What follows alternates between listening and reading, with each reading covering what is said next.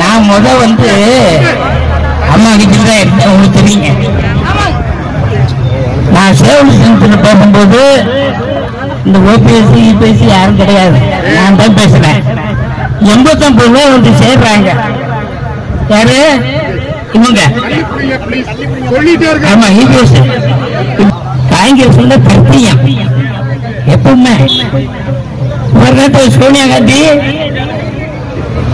1,00,000 பேருக்கு மேல நம்ம தமிழ்ல சுட்டு கொண்டு அவங்க ஓட்டு கேட்கிறாங்க. நீங்க விடுவீங்களா? 3 வருஷம் தான். அப்ப எத்தனை கோடி சாப்பிட்டு இருப்பாரு, எத்தனை லட்சம் கோடி சாப்பிட்டு இருப்பாரு. 11 மெடிக்கல் காலேஜ்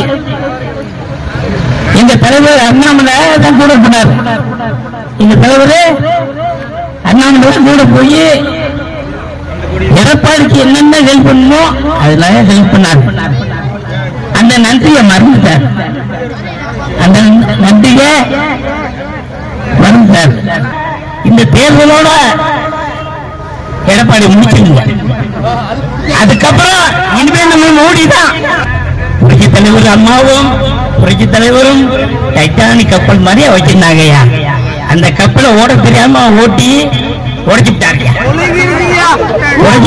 போச்சு. எனக்கு ரொம்ப வருத்தமா இப்படி சிந்திச்சு பார்க்கணும். நாளைக்கு யாராவது என்னன்னு சொல்லுவாங்க, காதல நெய் ஊத்துறோம், தேனா இந்த பக்கம் பாயி அப்படிம்பாங்க. அதெல்லாம் கேட்பாருங்க.